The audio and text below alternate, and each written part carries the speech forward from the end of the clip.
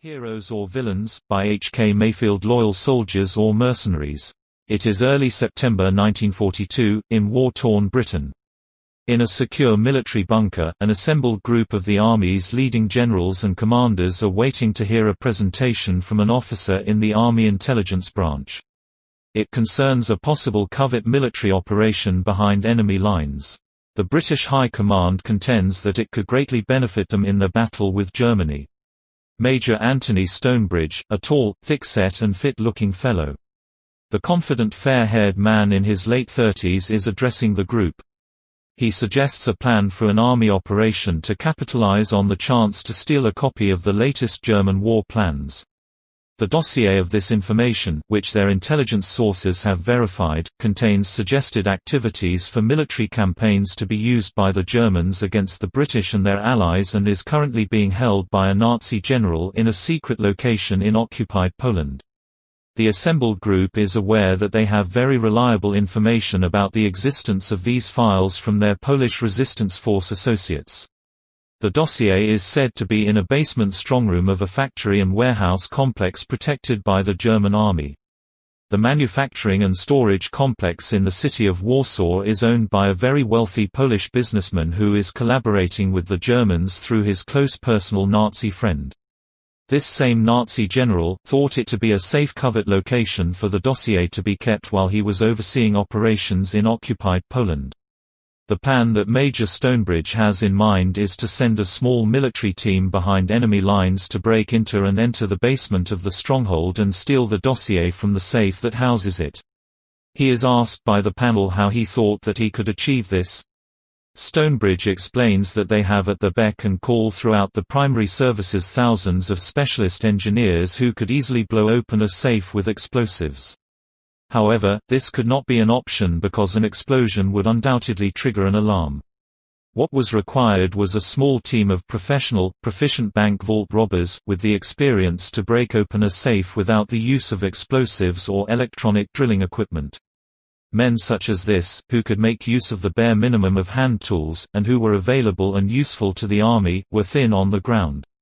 Stonebridge insists that they would need the caliber of experienced thieves to stand any chance of pulling off such a raid successfully. When asked where he would gather and form his specialized team, Stonebridge informs the group that he has already researched the backgrounds of possible candidates who may fit the profile.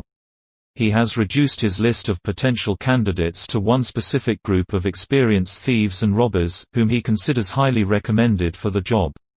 He plans to approach three men in particular who, as a criminal group, were known to be as tight as a fish's backside.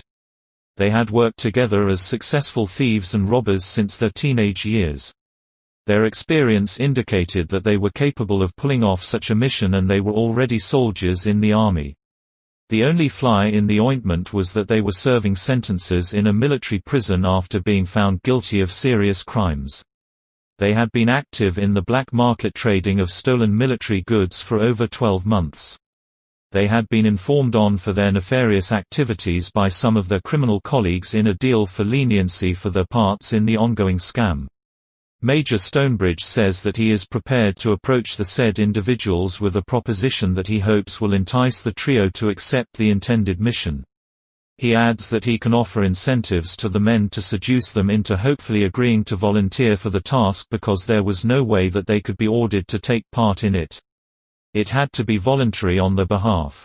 When asked about the men that Stonebridge had in mind for the considered mission, and a little on their backgrounds, he gives the group the following information: Charlie Anderson, 27 years of age, 6 feet tall, weighing about 13 stone.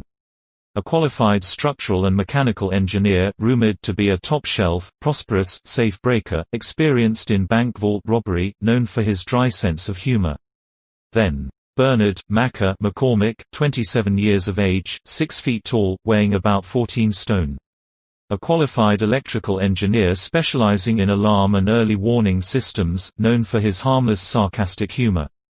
He is a known associate and suspected criminal partner to Charlie Anderson. Plus, Tommy Owen, 27 years old, a light heavyweight amateur boxing champion, 5 feet 10 inches tall, weighing 12.5 stone, a steeplejack by trade. And a proficient climber with no fear of heights. He is rumored to be a highly successful cat burglar who can tell fake costume jewelry from the real thing, diamonds from glass, and he knew which brand of expensive watches were to best target. He is by no means an academic, but he is as street smart and game as they come. He is also a known associate and suspected criminal partner to both Charlie Anderson and Bernie McCormick. However, Tommy Owen proclaims to be a pacifist, when he is not competing in an amateur sports boxing match, which some people see as a little hypocritical. Although he is not a conscientious objector, he declares that giving him a gun and a bayonet is of no use to him, unless it was for digging potatoes or something. Tommy says that he does not have it in him to kill anybody, that he is in the army because of enlistment requirements, not by choice. His argument had always been that he boxed as a competitor looking to win through a system of point scoring. Not as a thug who is prepared to maul and inflict permanent or fatal injury with serious intent. He is not a brute who delivers damage with no conscience or compassion. The thought of intentionally taking anybody's life is abhorrent to him. The trio had been regularly active in repurposing army supplies while stationed in England. They saw themselves more like Robin Hood, as they made sure that local civilians had the chance of a treat now and then, among the restrictions of ration stamps for foodstuffs and other luxury goods. Not many people would say no to, among other appreciated products, a highly discounted box of nutritious mixed foods destined for the tables of the privileged. Such as army officers and personnel.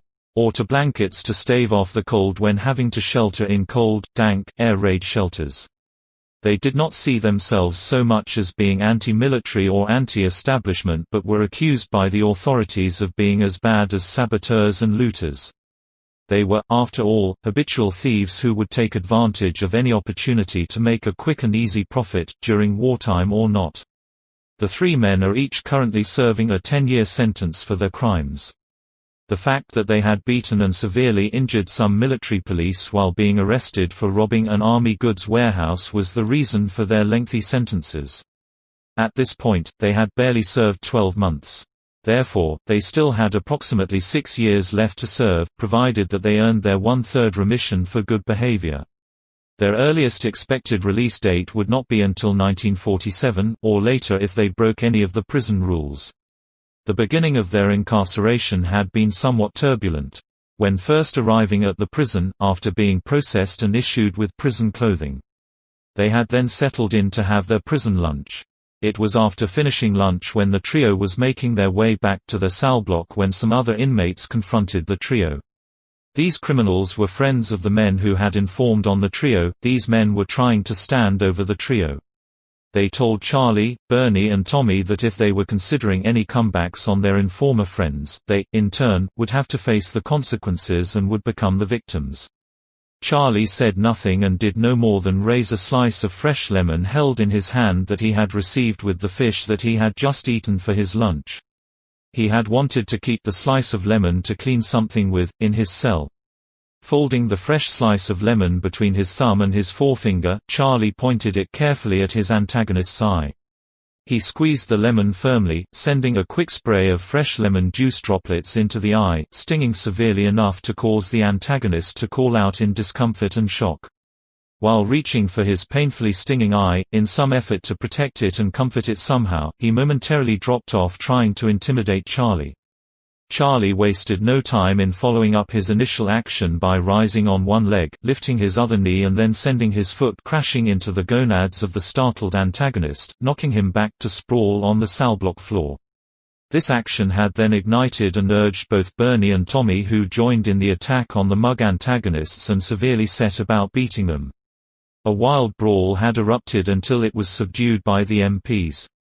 They had each lost some remission time over the incident, but things had eventually settled down, and the trio tended to keep to themselves as far as friendship and company were concerned. They were getting on with their sentences.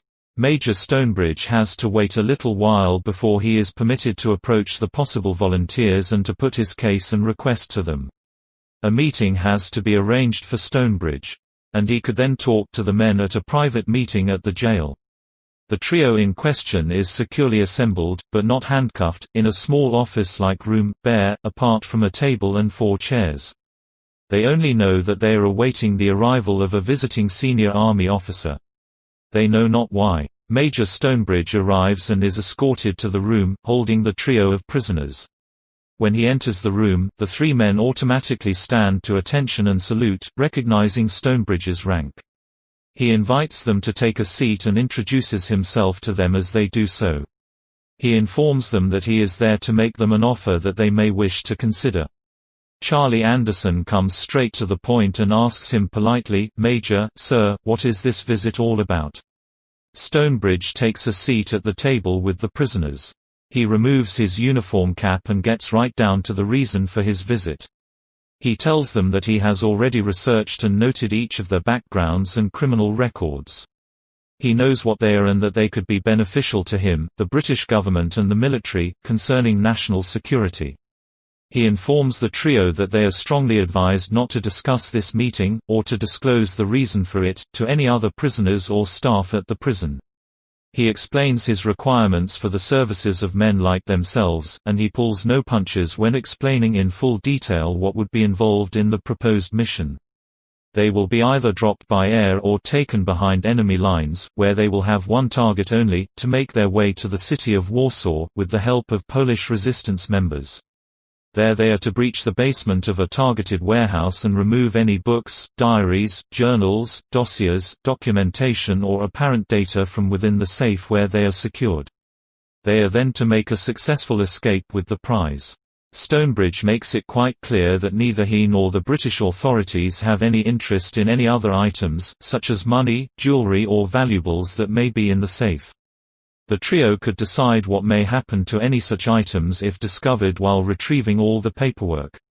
Stonebridge assures them that if they should come across any valuables, then they would not be accused of being thieves or looters by the British authorities. Their very action in taking possession of any such valuables would equate to disrupting or damaging the German war movement. It is also guaranteed that any such goods retrieved, and brought back from the mission by the trio members, would not be confiscated by the authorities, to be claimed as British spoils of war. It would be regarded as their personal property. The trio is reminded that the owner of the warehouse is a very wealthy businessman, who believes that his basement vault is much safer than any city bank, considering that it is guarded and continuously monitored by the German military.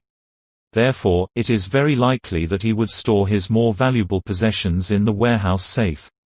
Stonebridge then reminds them that they are still British soldiers and that they are at war with Germany.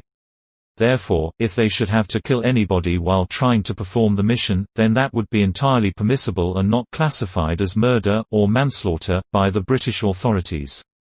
At this point, Tommy Owen pipes up and tells Major Stonebridge, as politely and respectfully as he can, "Major, we are thieves, not fucking mercenaries, sir. And so far, we have not killed anyone. Not even Germans." Stonebridge replies that he is only reminding them that they are legally and morally allowed to try to protect themselves from harm during wartime encounters. As both Charlie Anderson and Bernie McCormick sit silently, absorbing the information that they had been given. Tommy Owen continues to speak to Stonebridge. He asks Stonebridge to try and see things from his position. "My current situation suits me fine. I may be banged up in the clink, but still, to me, that is a much better alternative than standing in a filthy, muddy and rank-smelling, plus, rat-infested trench with some bastard who's a superior officer. That usually means, no offense, sir, a smarmy, toffee-nosed twat, who is immune from the order he is barking out to the trench soldiers. He is not the one who has to climb the trench ladders and then run towards the enemy line with a blanket of enemy fire coming at them at about chest level, no matter what direction they might have to move to dodge the gunfire. Then, if I miraculously make it through the death zone," Tommy continues, "I am supposed to jump into the enemy trench and do what? I am a pacifist first, and a sportsman boxer second. What am I supposed to do? Punch the fucking Jerrys to death?" He continues, "Not for me, sir. It is outright murder in my eyes. When he does not have to place himself in the same amount of danger as the rest of us. He can simply stand there and tell us that he will perform an act of justified instant court-martial on us, and shoot us in the head if we do not obey his order without question. We are just military fodder. No more. Dispensable. Stonebridge tells Tommy, "I understand what you are saying. Still, I have to look at it through the eyes of an army commander and uphold the military rules, no matter how unfair that they may seem to be." "Yes, I suppose, in reality, from your position, you are right, Major," replies Tommy. It is now that Major Stonebridge tells the trio of the inducement that he has for them, if they